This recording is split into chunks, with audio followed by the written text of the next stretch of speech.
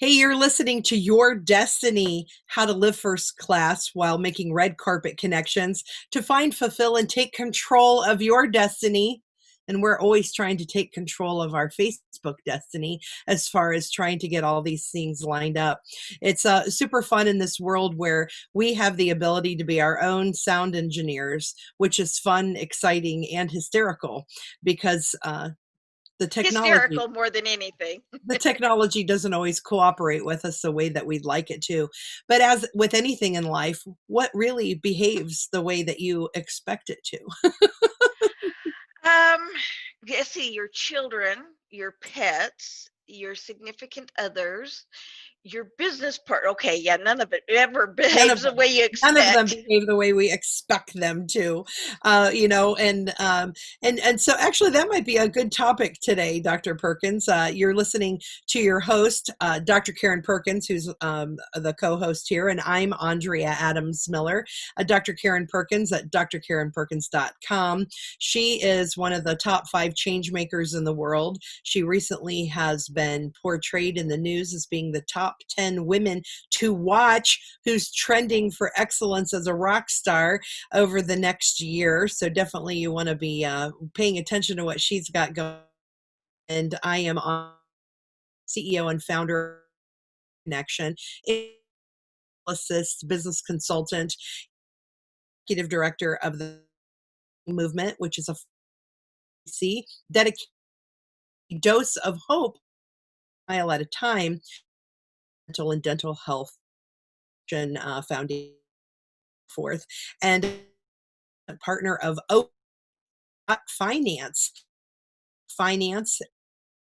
technology company to creating a decent of systems, everything culture to banking to and more fun stuff going. So today we're not going to normally do, and I realized that section of the show haven't had an opportunity to talk about the skills we have and address are facing people in the so that they of some of the things make their lives easy right in the moment, some action items, some tips make your life more beautiful. And so we thought we'd so Dr. You have some on in the works. You have a that you guys Okay, let's see.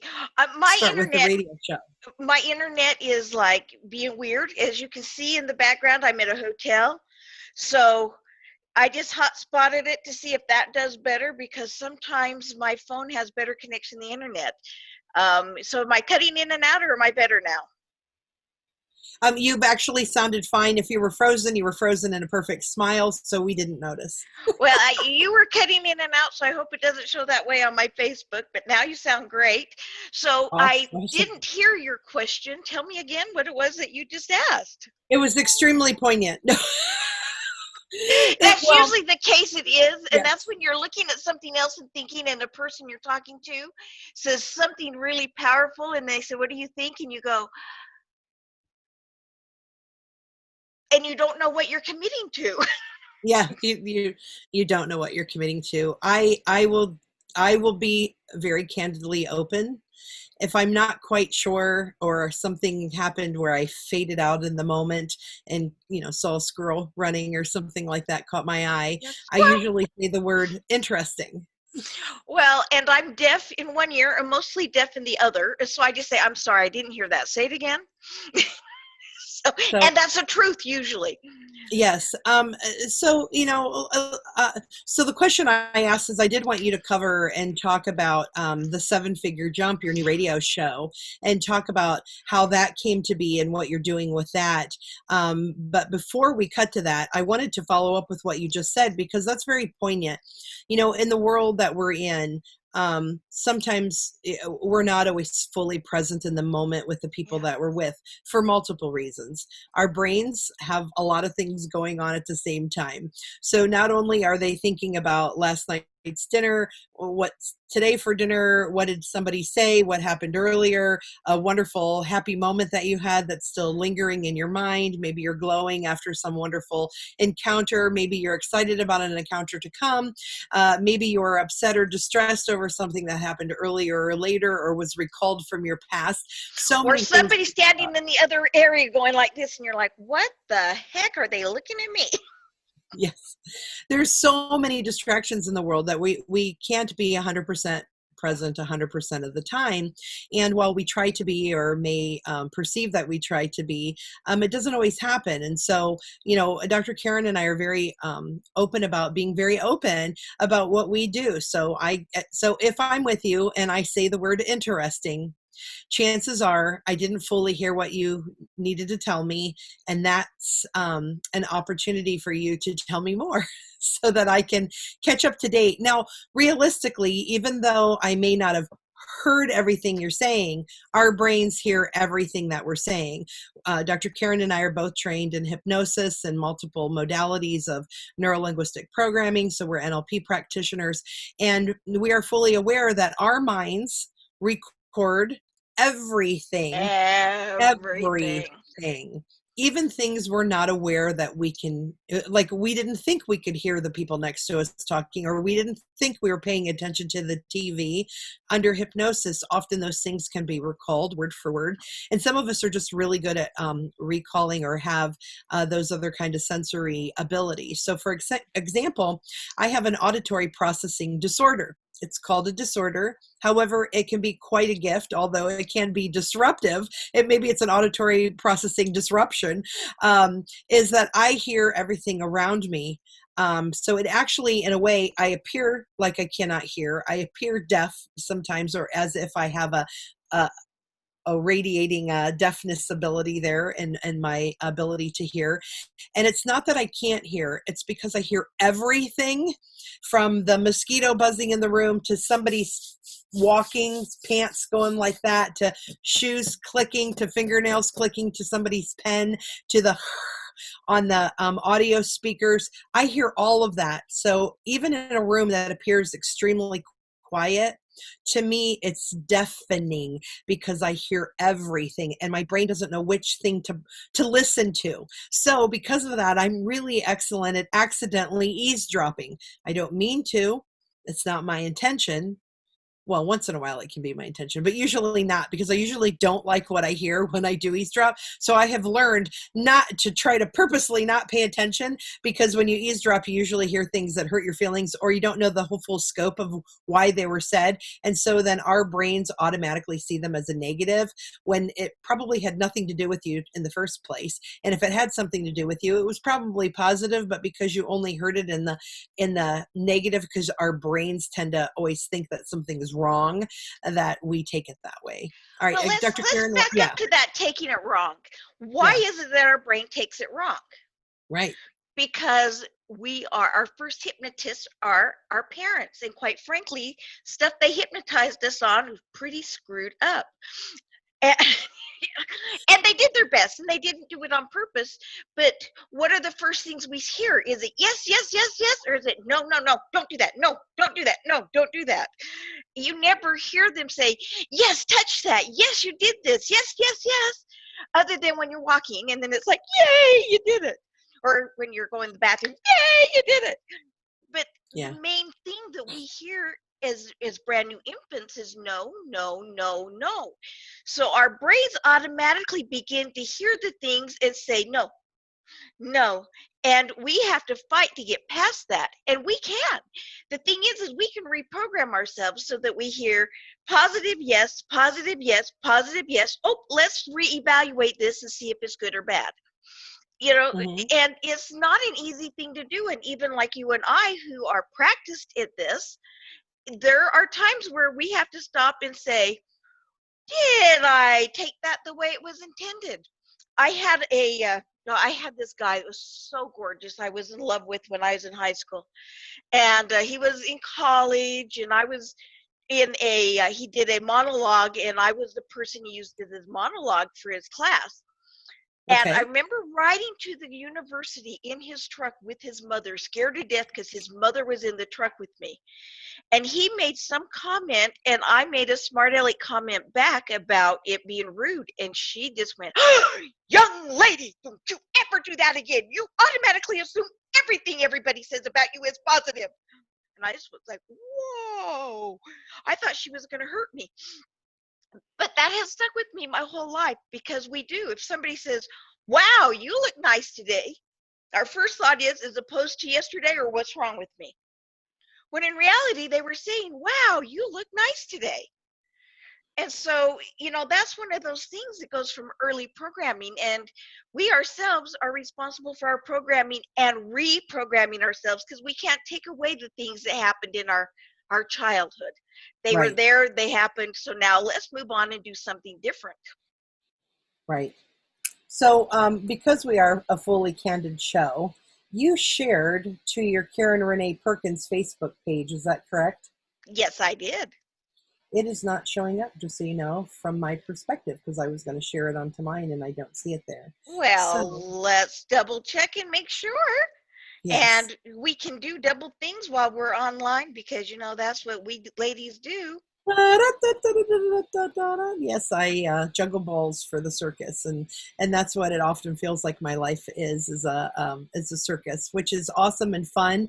If you've ever seen The Greatest Show on Earth, been to the circus, seen P.T. Barnum's life, and ever seen The Greatest Showman, one of my favorite movies ever. It can be a beautiful, fun thing, and just like anybody's life, it has its tragedies and its complications, but they all could be turned to positive if you believe in them. And again, we indirectly are talking about mindset.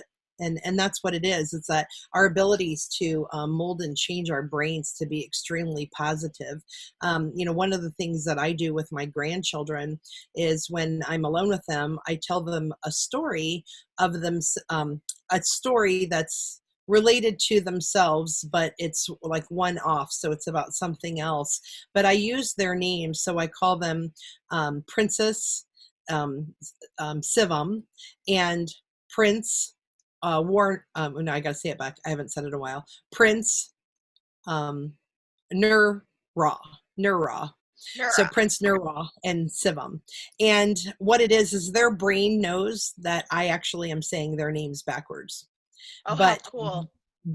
on a conscious level, Mavis has no idea that Princess Savam is her.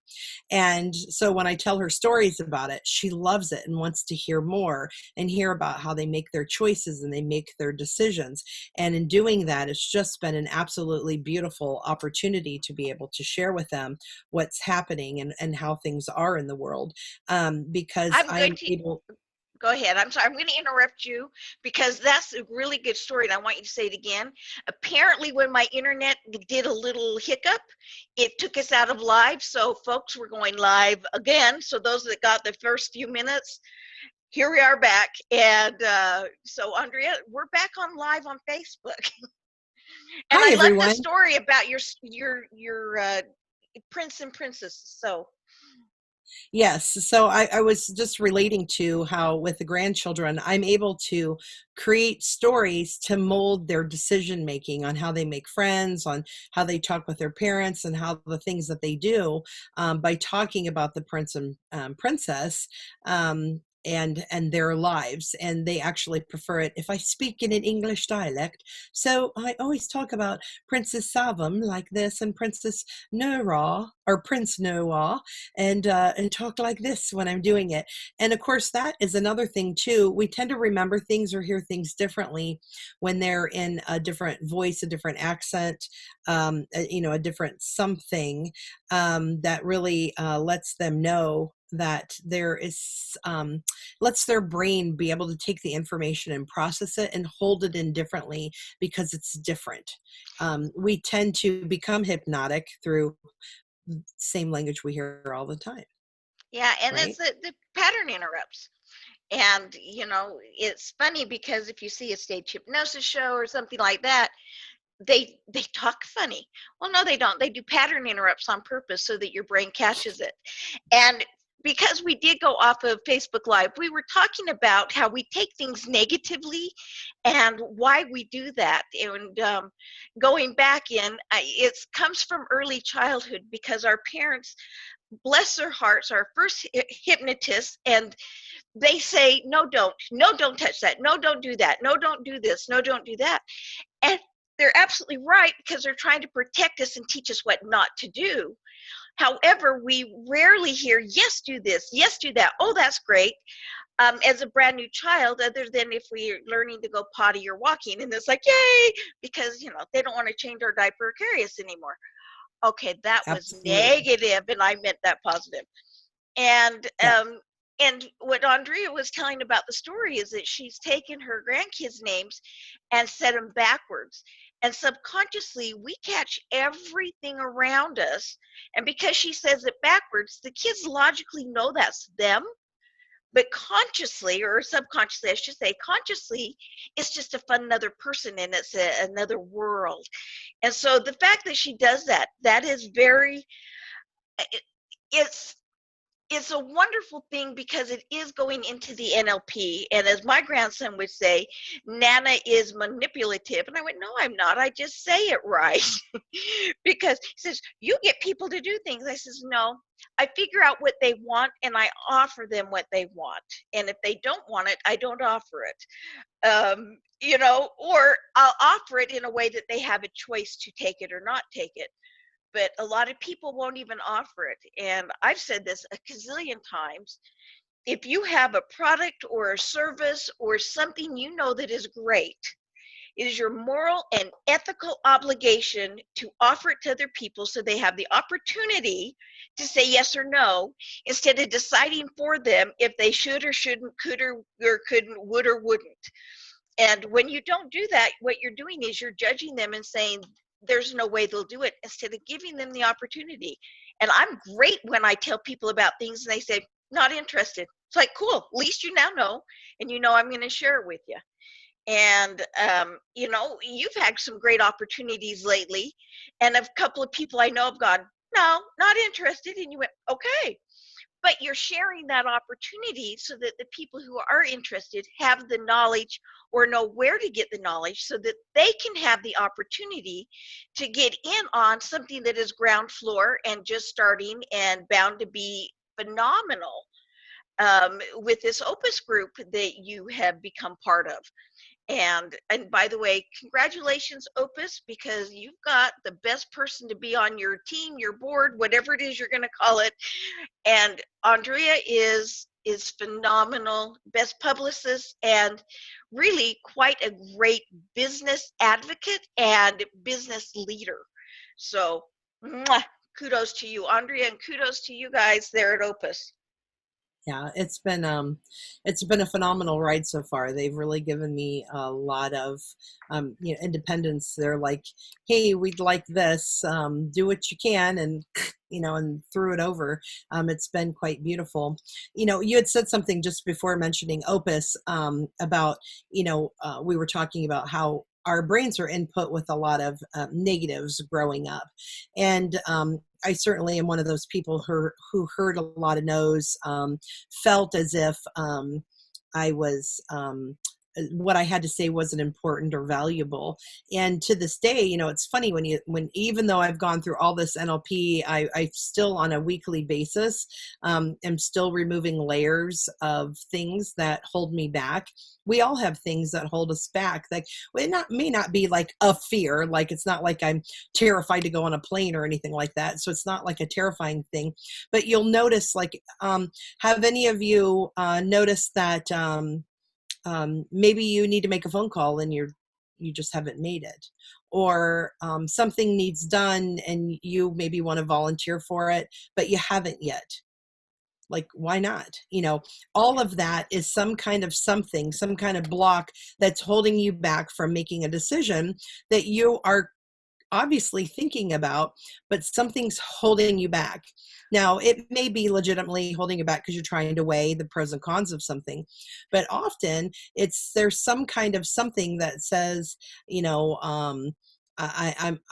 maybe I can't do it, or maybe they won't want to hear from me, or maybe they won't like what I have to say, or, and we're not even conscious of Well, sometimes of those things being present. another big thing too, though, is they're waiting for permission. They're waiting for somebody to tell them it's okay to do it.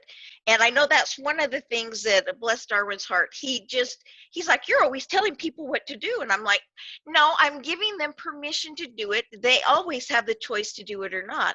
But sometimes people need a little bit of encouragement and they need permission to do it. And it's like, hey, you can do it. Just go do it.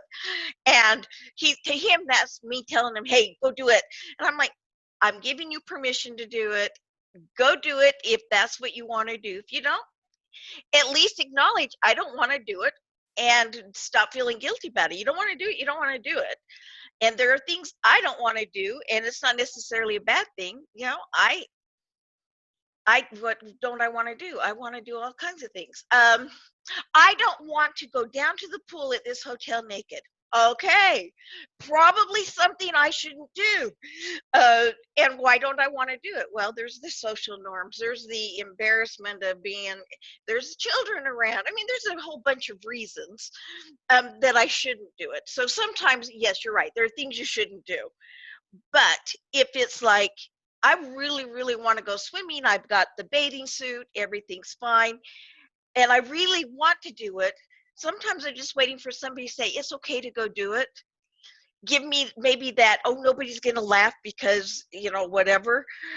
And I think that it's good for us to remember that, not only for ourselves and give ourselves permission, but to also be aware of the people that you love. And is it that they're just needing a little bit extra encouragement? Are they needing permission? And I hate it when people feel like they need permission, but think about it. As a child, didn't you wait for permission before you did a lot of the things that you did? And some of us were lucky and we're grown up with make your own decisions and move forward and, leave me out of it. But more than not, people need permission. And I got a fun story about that. Can I share a fun story about that? Please do. When I took over Utah State Parks and Recreation's reservation call center, So she had her own Parks and Recreation television show. I mean, yeah, reality. I mean, it was like no room for my name on the business card. Well, I am at a Parks and Recs, a National Parks and Recs convention in Ballston Spa, New York, as far away from Utah about as you can get in the state. Okay. And then I was a Marzo, and in runs the hotel with the phone saying, we're looking for Karen Marzo, and that's me. They said, we've got an emergency call. So I get on the phone, and the previous manager wouldn't let anyone do anything without permission. And this is not an exaggeration. So as I tell this story and you think, oh my gosh, no way, no how. Yes, this is the truth. So I get on the phone, I say, this is Karen, and I have my assistant manager, whose name will remain nameless because I love her, said, Karen, we were getting new furniture backup story. We pulled the computers, the cubicles away from the walls, and one of the wires caught the wall on fire. What do we do? WTF, what do you want me to do? Fly home and put the fire out for you? And it's like, did you call the fire department? Did you call IT? Did you put the freaking fire out? And it's like, why would you call me and ask me what to do? You've got a whole building full of people. The IT department is literally next door. I mean, like the next door over. Why are you calling me? And it's because they were so programmed. They never even got up to go to the bathroom without getting permission. They didn't get permission to take their scheduled break, or didn't take a scheduled break unless they got permission. And it's like, do what you want to do. And they're like, can we give this guest a refund? Because, and I was like, if you feel like it's the right thing to do. And quite honestly, I would have given more than they did. But the customers were happy because there was an instant decision, and it was always in, the benefit of the customer, but also protecting the company. And why is it we allow ourselves to get to a point where we don't dare make a decision without somebody telling us it's okay to make that decision? Yeah. When do we get to do that? And how about now? And you know what? And that's the whole show. Take control of your destiny. Your destiny. Yeah. Nobody is in control of your destiny but you. People can. I love Dr. Viktor Frankl. It's like they can hurt me, they can cut me, they can make me bleed, they can do all kinds of things to me, but they cannot control my mind. And we are in control of our destiny. Horrible things happen to us, but it is the way we use that horrible thing to move forward. We can either get stuck in it and be a victim of it, or we can say, you know what, that was freaking bad. And what can I do to move forward? And it's not necessarily what lesson can I learn. It's what can I do to move forward? And that's what you do. You move forward. You move forward. And it's okay to have a heavy heart. It's okay to be depressed about, oh my gosh, that horrible thing that just hurt my feelings and depressed me. But don't let that depress your entire life, just that one area. Okay, I'm on a soapbox today. I'll get off. You are absolutely okay to be where you are.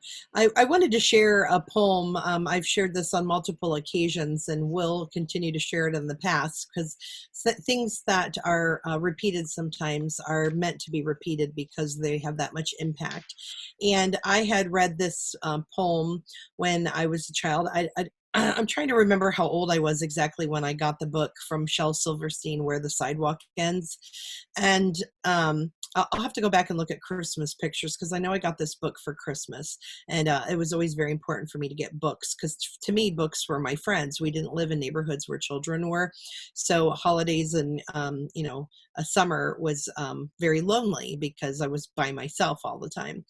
And this poem really helped me conceptualize in my mind the ability to create my life the way I wanted it to be. Listen to the mustn'ts, child. Listen to the don'ts. Listen to the shouldn'ts, the would haves, and the won'ts. Listen to the never haves. Then listen close to me. Anything can happen, child. Anything can be. Shel Silverstein. And I love that. Yeah, it's a beautiful poem, and it really, to this day, has had such a huge impact in me. I do have an interesting story about this, by the way. I had was teaching a class, and I was talking, so I taught college at 2 different colleges in 8 different departments. And I was talking about Shel Silverstein, and I said, you know what? I should reach out to him and tell him what an impact he had in my life. And I was so surprised when I decided right in the classroom to look him up.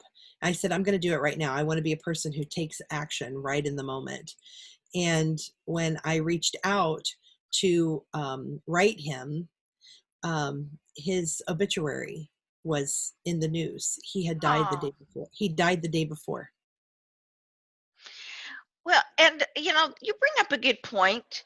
We often think, oh, they know, we don't need to say anything. And even if we quote unquote know, we all need validation from time to time.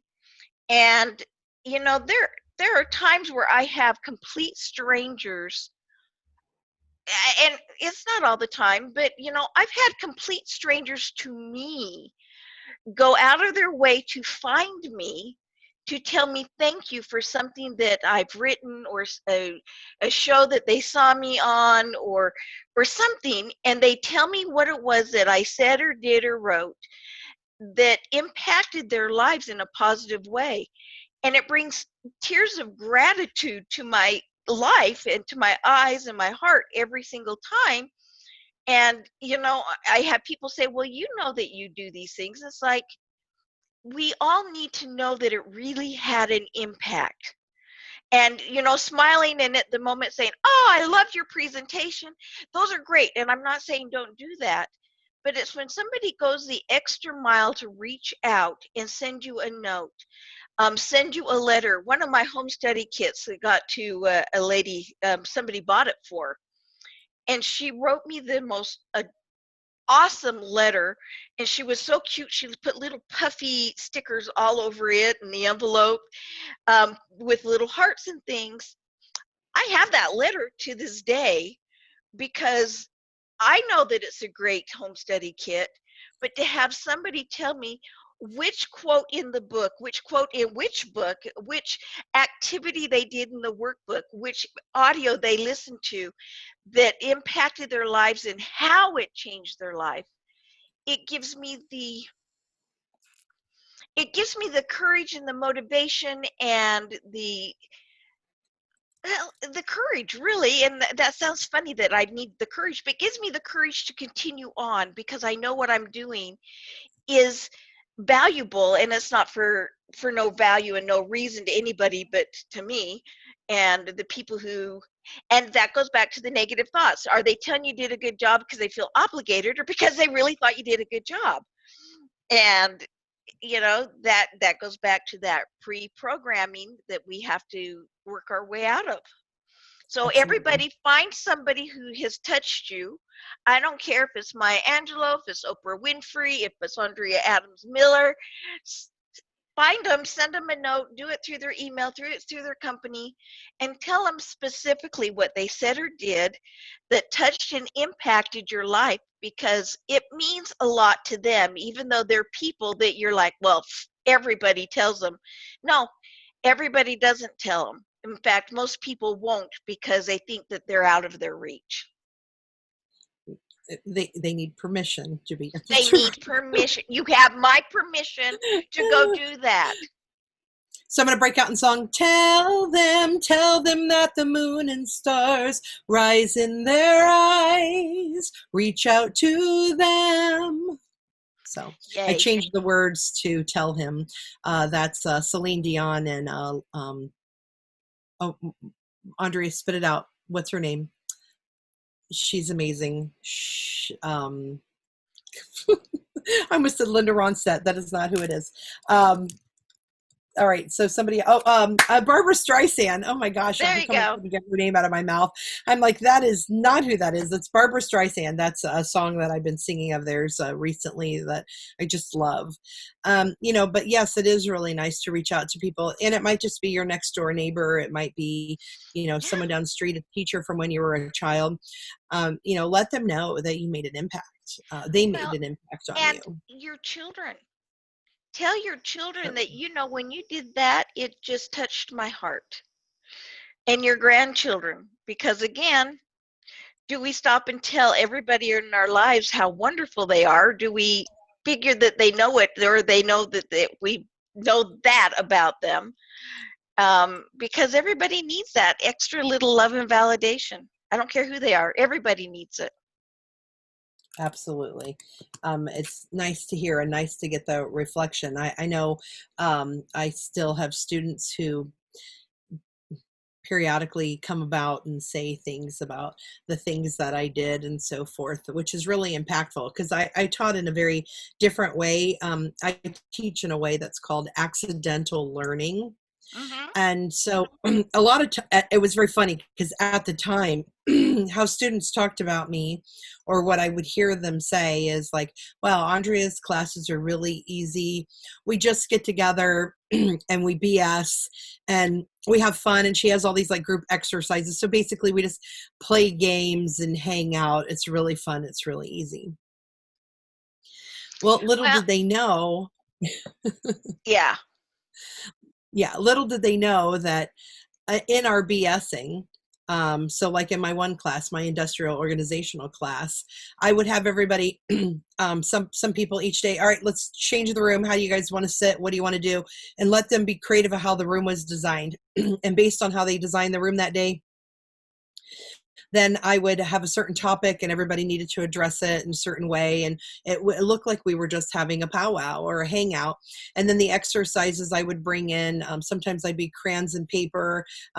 Sometimes I'd have them finish telling a story, but everything had a method and a projection of an expectation that I wanted to come out of the exercise that wasn't related to them until later.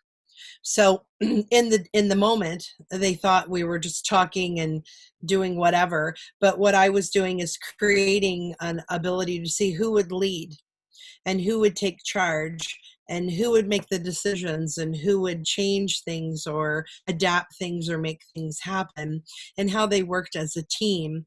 And then as they would do things individually, how their individual actions made a reaction on the entire group. And without realizing at the time, my students were taught not only cohesiveness between people, but how they were as individuals and how as an individual they affect the whole and how other people within that. So I was always teaching them psychology and sociology intertwined along with culture about how do we express things, creativity, innovation. I would have them invent things by giving them simple tools. Like I might give them a cotton ball, paper clip, and a piece of tape and say, none of these things can be used as tape or a paper clip or a cotton ball. Invent something. And force them to think. Okay, force them sounds like a really mean word, but it was allow them the allow opportunity them and give them permission to play and to think differently. And it's so funny because later then, here comes later Google and Google work environments where people are allowed to play and have Play-Doh and stuff like that. And, and I remember my adult students, I had I had students from the ages of 16 to 74 was my oldest student. And sometimes they'd be like, all right, let's say I brought a banana to class because I have a freckled banana here with me. And they'd go, great, what is Andrea going to make us do with food today? And I might even have a food exercises where I'll have them and then where they thought we were just having lunch or a snack together. But there was, again, it was industrial organizational psychology, how people work together.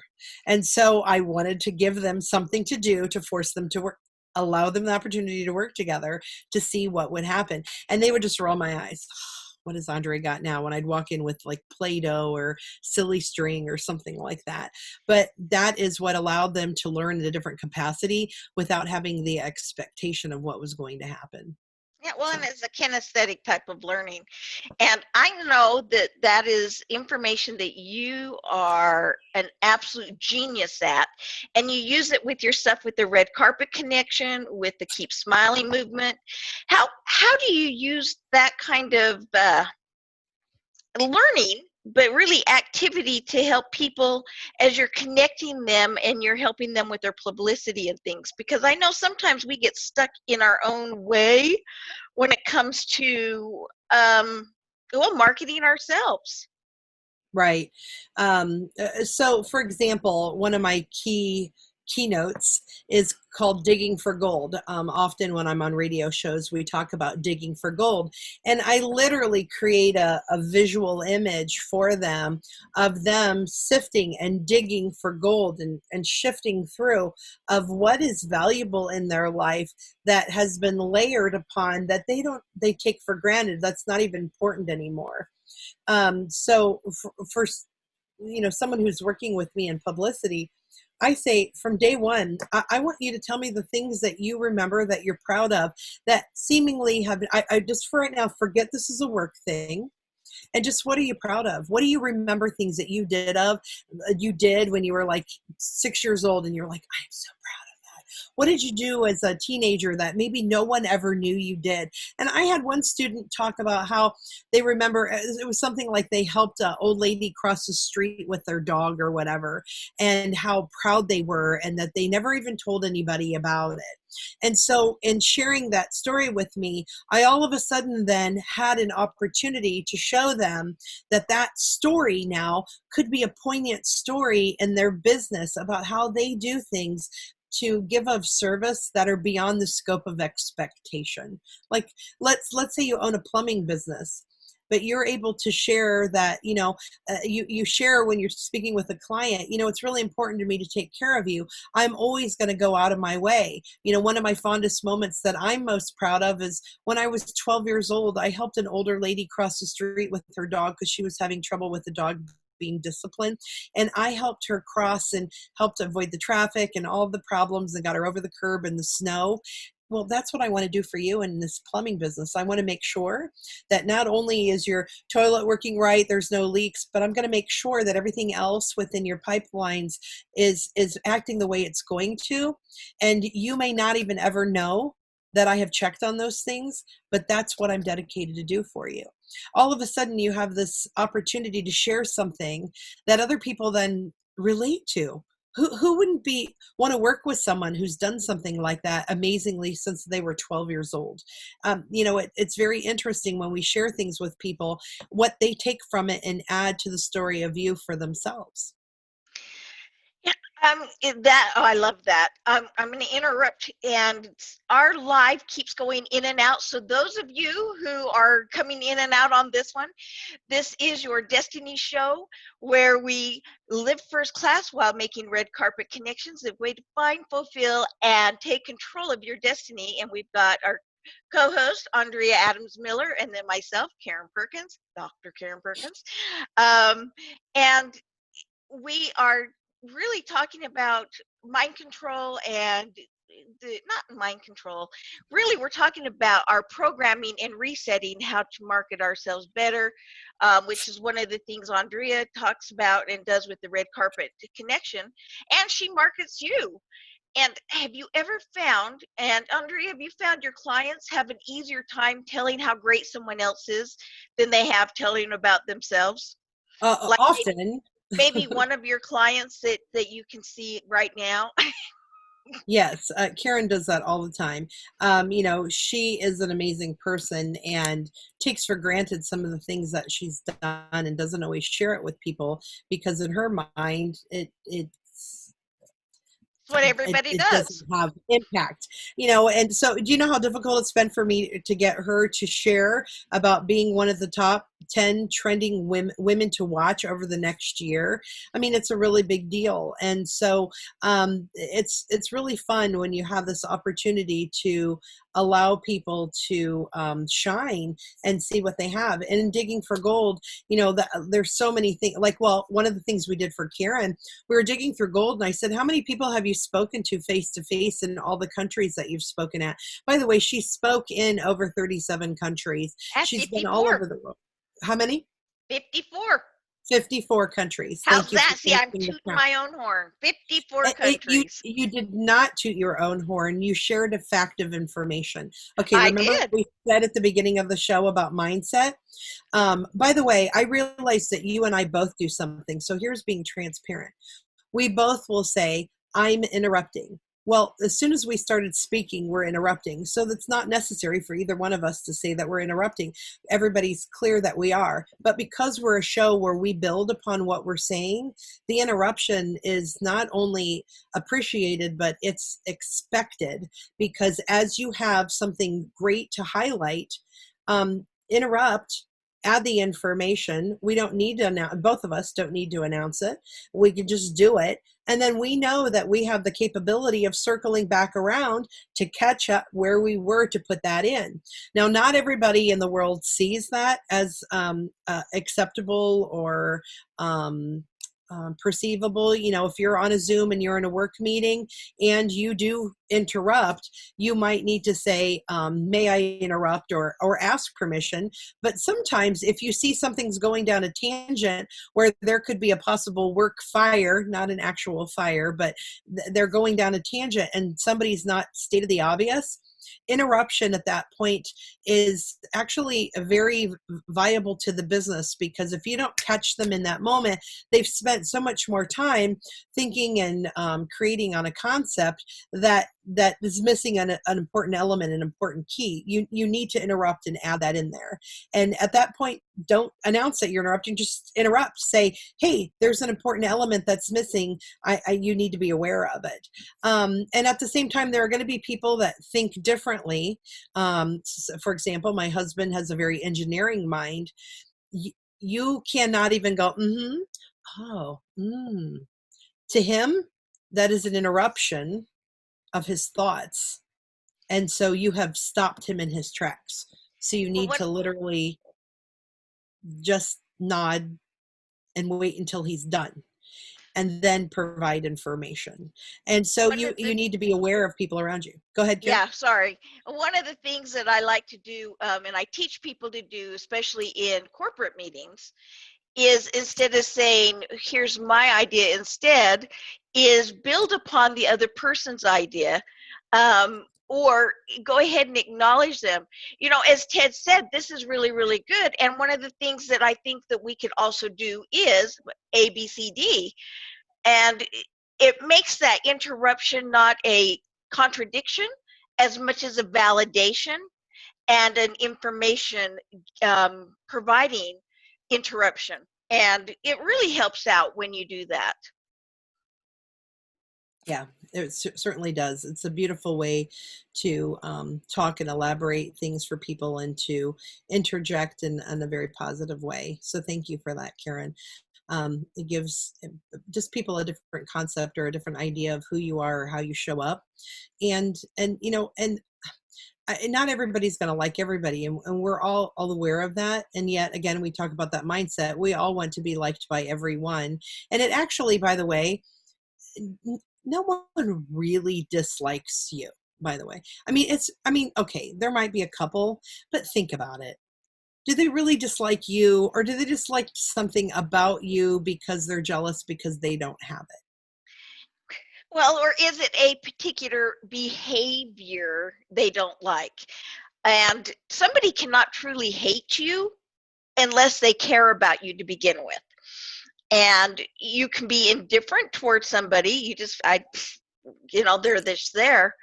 But again, if you have a family member or coworker that taps their computer and is always going tap, tap, tap, tap, tap, and you're just like, oh, I hate them. If they go away and you bring in somebody else that goes tap, tap, tap, tap, tap, you're still going to be upset. So it's the behavior, not the individual. And we often forget that. And, you know, I remember when my kids were little and they'd have when they were teenagers. To me, that was little. When my kids were younger and they had friends that were not the best friends for them, they say, oh, you just hate all my friends. And I say, no, I don't hate your friends. I just don't like the way you behave when you're with them. And you know, that would stop them in their tracks. It also ticked them off. But I couldn't hate their friends. I'm sure their friends had great traits and characteristics. And I didn't care what their friends did, as long as they weren't harming anybody, and as long as my children were behaving appropriately when they were with them, and their friends were not doing, you know, harmful things to them or to other people. But it wasn't that I hated their friends. I didn't like the way they behaved when they were with them. And do we often forget that? And we say, ooh, I hate them, or ooh, they're horrible, or ooh, how can they do that? They're not horrible. That particular behavior is inappropriate, and it is our responsibility. See, I talk a lot about responsibility. I just now realized it's our responsibility to say, ouch. When you do that, it gives me the assumption that the assumption you want me to make. And 99.9% of the time, people are not aware that whatever behavior they are having or doing or presenting is hurtful or offensive to the person with whom they're speaking. And we don't give them that benefit of the doubt. And so we all of a sudden pull away and don't like them for whatever reason. And now they're going, what the heck? And now their opinion of us is, you know, they're snooty, they're judgmental, or whatever. And it's a vicious cycle. And, you know, tell somebody, I love you, but I do not appreciate it when you ABC. And they can take that any way they want, but at least you've given them the opportunity to be aware of what it is that they do that is hurtful or offensive. Right. Karen, along that lines, when you're working with people with the NLP and so forth to help them overcome limiting beliefs that they have, whether they're a Fortune 500 CEO or whether they're someone who's creating a new company, what is the let's say, what are the top 3 limiting beliefs that, besides the granting of permission? I know that that's one of them. What would you say the other ones are? Top 1, 2, or 3. The top limiting belief is if I succeed, my life is going to be different, and I'm not sure if I can deal with the change. That's the limiting belief. In fact, I want to go into that one for just a minute. People are like, that's the number one fear, is the fear of success. Well, how on earth can you be afraid of that? When you succeed and go to another level, you may lose your friends because they think they're uncomfortable being around that because they've not yet achieved it. Your family may mock you because, again, they're uncomfortable. People can take advantage because, hey, you've got this, and so you owe me.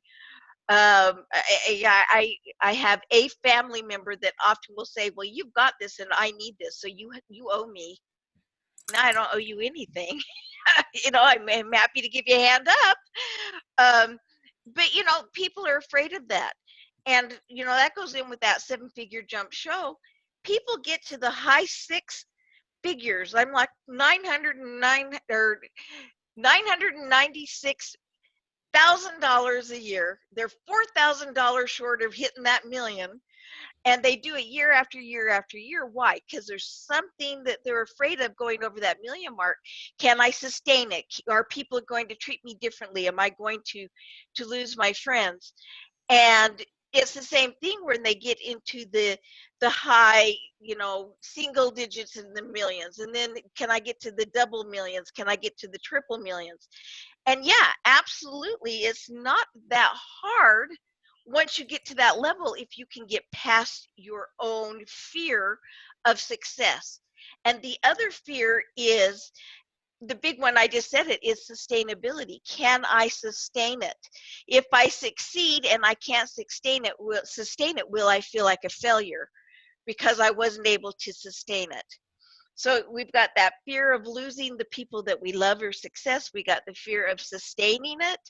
And the other is that whole fear of, I find this one funny, and I hear this over and over again. People are like, I don't want to be like my mom. I don't want to be like my dad. I don't want to be like whomever. I don't like to be like whomever. But one of our biggest fears is that we'll succeed beyond them and that it will hurt them. And I know that sounds a little, and I know while I say these 3 things, people are going, no way, no how, that's not me, that's not me, that's not me. Yet over and over again, and there are other things that come up with my clients, but over and over and over again, those are things that they come up with and they uncover and they say, oh my goodness, I had no idea. And a lot of it does come back down to that, can I, should I, will I? And you've all heard the saying that it's easier for a rich man to lose everything they have and become rich again than it is for a poor person to become rich the first time. Why is that? They're both starting from zero, because the wealthy person, or who had been wealthy before, knows they can and believes they deserve it, which is another big fear. Do I deserve it? They know they can and they know they deserve it, where the person who's never been there isn't sure they can, and they're not sure that they deserve it. And so it's a lot of it, the Rich Dad, Poor Dad. The book Rich Dad, Poor Dad, what a fabulous book. I'm currently going over again Ready, Aim, Fire. And it talks about that whole belief system. We get to that one level and we don't believe we really deserve to go to that next level. And if you don't deserve it, who does? And if you don't do it, what harm do you provide society because you're not in a financial position to help build the universities and the hospitals and the schools and help put in water systems to villages that don't have water? You know, I'm not saying there's anything wrong with people who don't have money. Please don't hear that, because I've been there many times myself. But it's the people with the money that can pay for those things. And so when you hear that the 1% are evil, money does not make you evil. Money cannot make you evil. Money helps you be more of whatever you already are.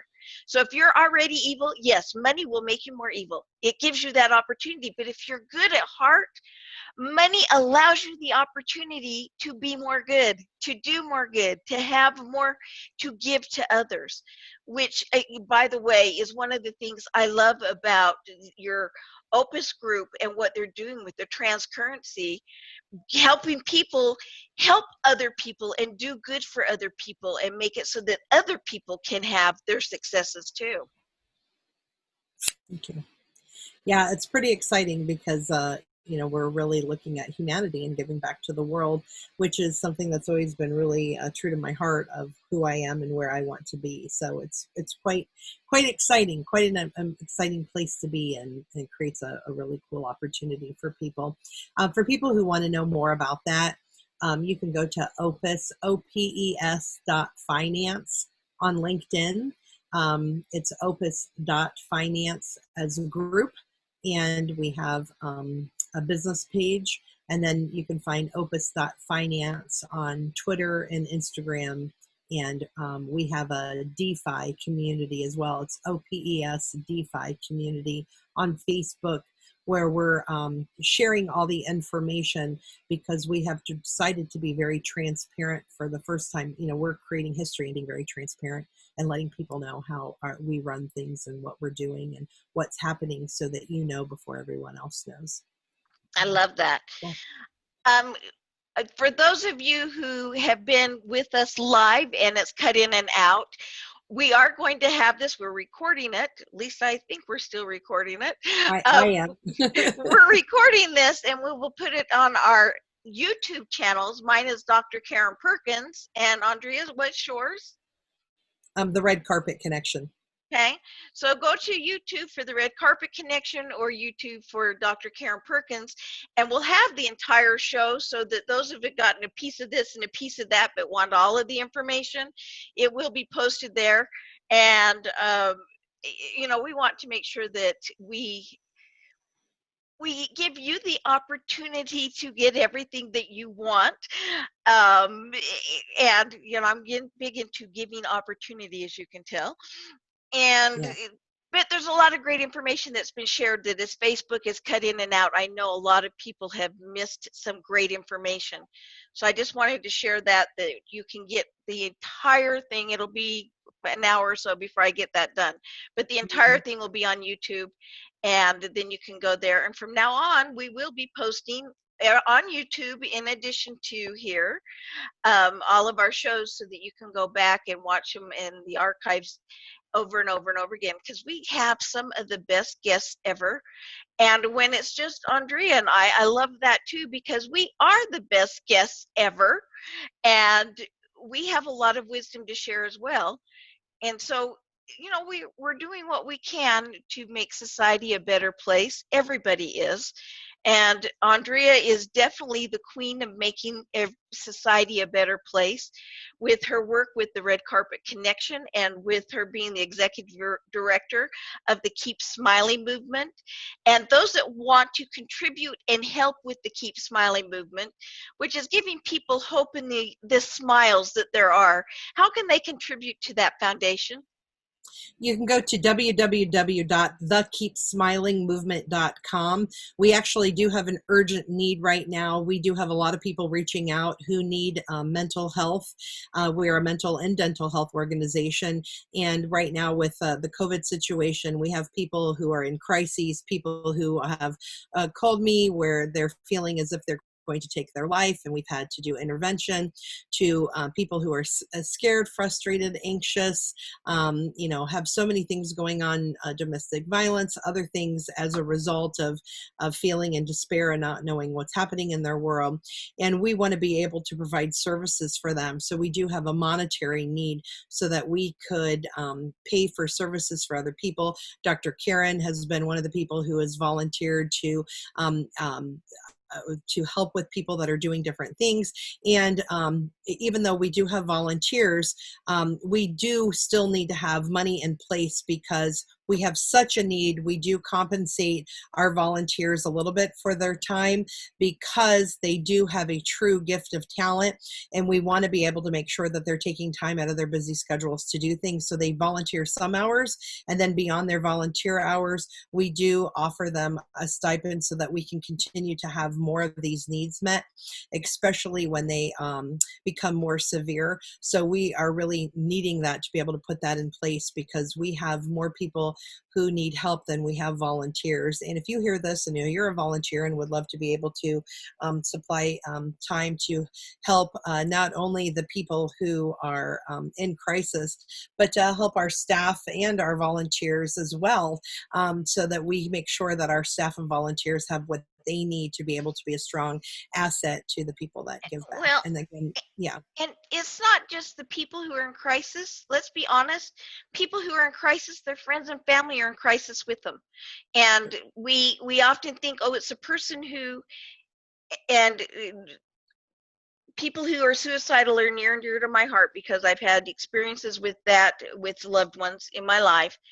But we forget that the people who love those people are also going through a traumatic time and also need some love and support as well. And so if you are the parent, the sibling, the friend, the whatever of somebody who is like that, we encourage you to also reach out to somebody who can help you, because when you're in a better place and they can give you advice on how to help the person who's not in that good place, it's easier for you and it's easier for the other person. So it's not just, don't wait until you're like ready to kill yourself, and just don't. And don't wait until somebody that you love already has. Be prepared in advance and see the signs as they're coming. And mental health is a very, it's talked about too much in the fact that, oh, I'm a victim, and not enough in prevention. And oh my, how many times have you heard of somebody committed suicide and you went, but they had everything in life? And no, they didn't. Obviously, they didn't have the love, they didn't have the caring, they didn't have the respect, they didn't have the self-esteem, they didn't have the hope, or whatever it was. So the fact that you guys have got the movement, the Keep Smiling movement, and you help people like that, kudos to you. I am so proud to be part of that and to help you with that.